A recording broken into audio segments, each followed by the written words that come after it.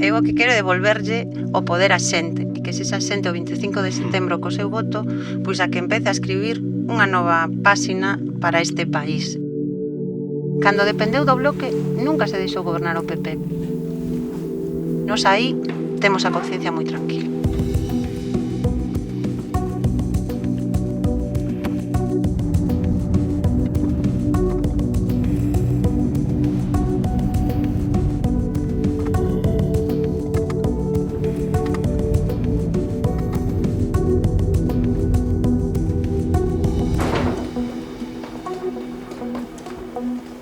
Hola.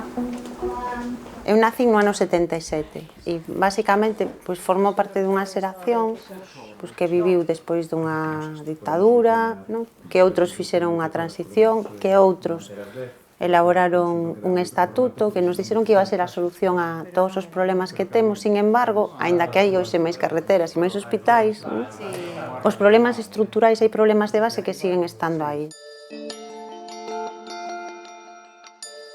Por blindar os dereitos sociais, por democratizar o uso da enerxía, por que teñamos vivenda digna, emprego de calidade, que a nosa lingua e que a nosa cultura pois se podan desenvolver e que teñan apoio e recoñecemento no país e fora do país.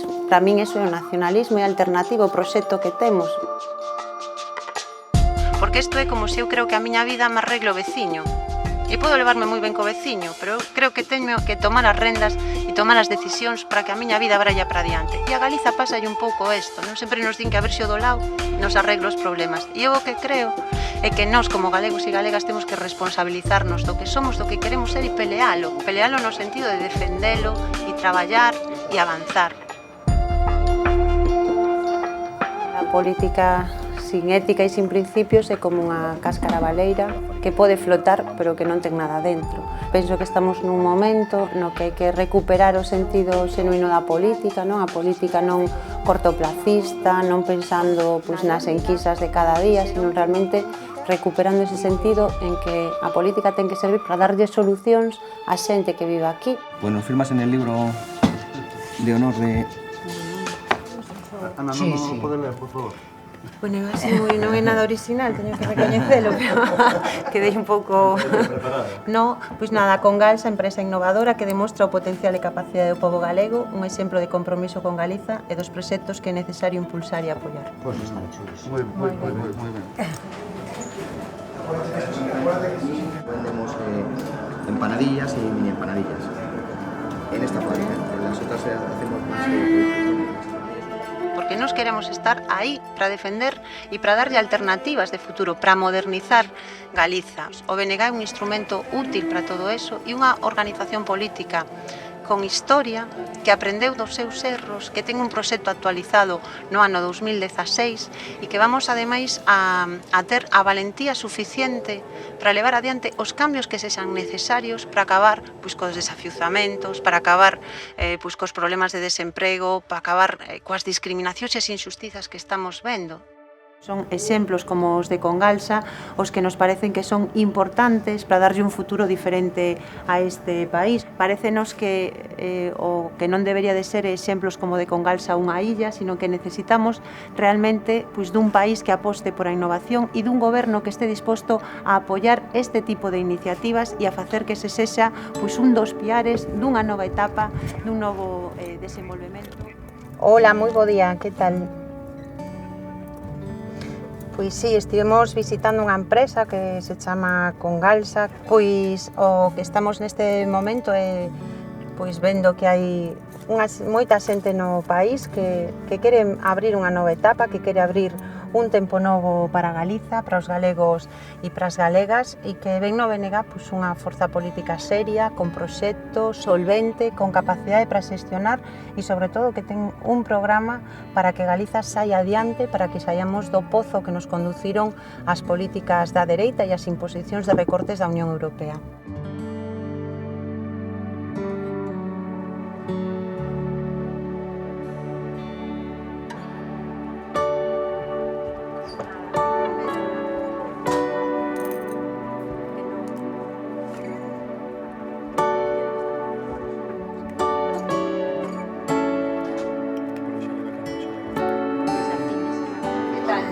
estás?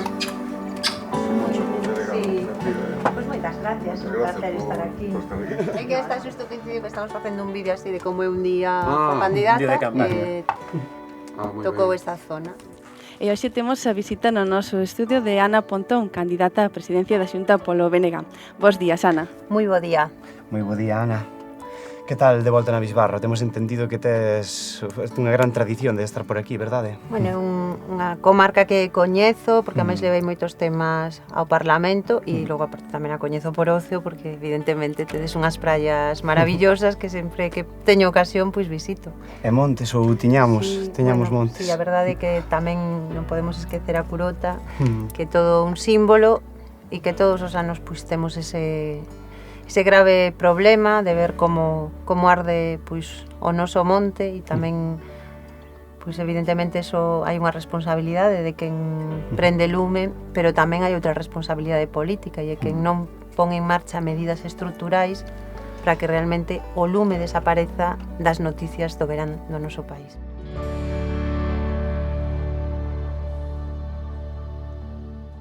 Hai un marco no que realmente os nosos problemas estruturais non teñen solución, non? E eu que creo que o PP pois, fai políticas contrarias aos intereses das maiorías sociais, tamén creo que non chega simplemente con derrotar o PP, que hai que ter unha alternativa, un proxecto diferente, un proxecto que realmente parta, non, de que a democracia pois empeza por o local, non? E que nós desde o que somos, non? Que somos pois, unha nación que ten unha lingua, unha cultura, unha economía, unha maneira de habitar o territorio, pois temos que decidir apostar por que o noso país se desenvolva. E iso é unha revolución democrática que pode parecer unha cuestión moi de perogrullo. E este é o momento tamén de romper con esos traxes estreitos feitos a medida doutro que nos impiden desenvolver o propio país. E nos decimos que no 2016 non queremos vestir a moda dos 80, sino que queremos vestir na moda actual e que temos direito a deseñar o noso traxe. Hai que confiar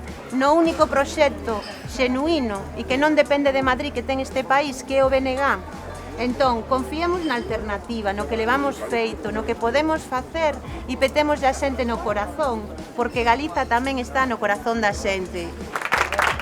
Euskadi e Cataluña, por que teñen sempre os mellores rankings desde un punto de vista do emprego, de desenvolvemento? Pois porque son pois tamén nacións sin Estado como Galiza que tuveron gobernos nacionalistas que defenderon os seus intereses. E defender os nosos intereses non é ir contra ninguén, é precisamente reclamar xustiza. Temos un proxecto sólido, un proxecto definido, un proxecto propio e eu o que lle digo a moita xente é que compare o que se fai.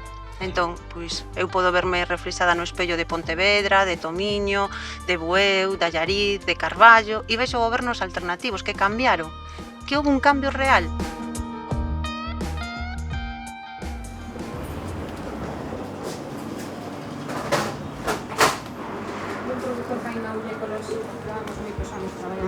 Que ricas bolsas.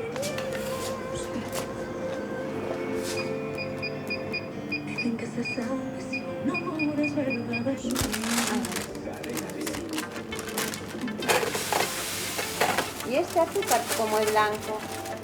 Tiene un tipo de azúcar que se llama golden.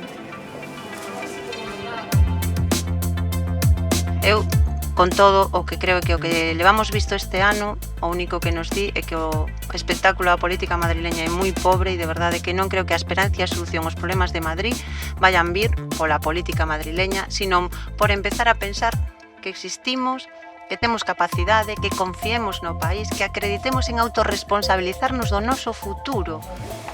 Conta aí o que queremos facer. Sí, a ver, temos aí varias ideas, precisamos aí, bueno, organizarnos un poquinho, que é unha exposición con 6-7 panéis, cada un sobre un tema, e as principais ideas do programa. En ensino, pois, paralizar as taxas e reducilas, bueno, dependendo de cada tema. E agora o que temos é que organizarnos un poquinho para transformar iso nunha caravana que vaya por distintas localidades do país.